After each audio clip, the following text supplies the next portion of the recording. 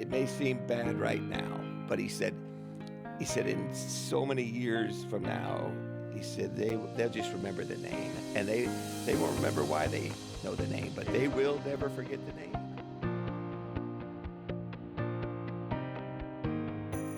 In 1988, a young driver showed up at Eldora Speedway for the World 100.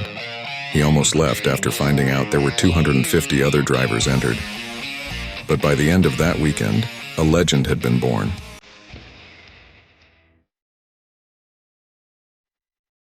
Scott Bloomquist began driving in 1980 at the age of 16, after the elder Bloomquist tried his hand at racing and decided to give the race car to his son to drive. After a few years of running the tracks in Southern California, winning the track championship at Speedway 117, Scott agreed to come across country to work at his father's East Tennessee farm. Bloomquist would continue to run Newport, Kingsport, Bulls Gap, Tazewell, and Knoxville.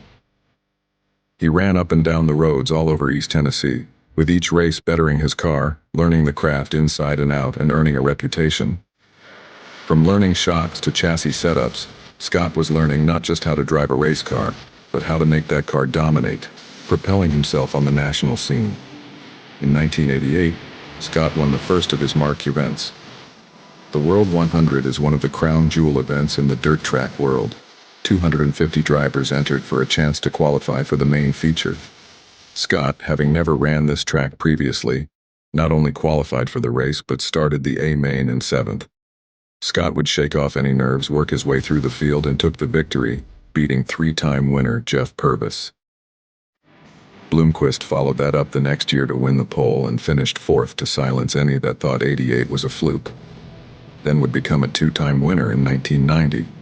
Eventually, Scott wound up being 4th on the all-time World 100 win list.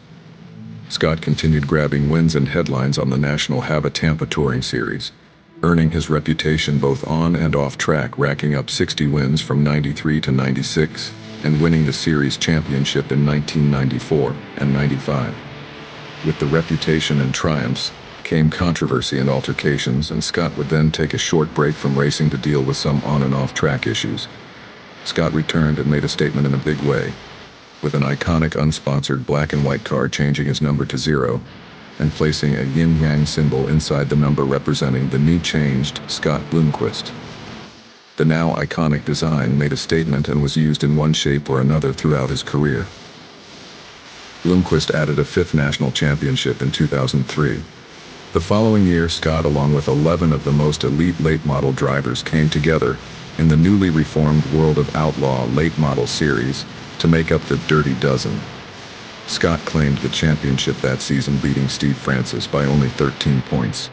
Scott would go on to claim 26 top 5s, 34 top 10s, and a series-high 9 victories that season.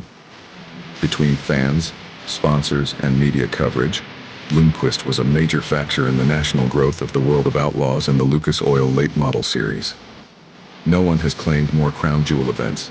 Scott is an 8-time Dream 100 winner, 4-time World 100 winner, 4-time Blue-Gray 100 winner, 5-time USA National winner, 2-time Dirt Track World Championship winner, and a 9-time national champion.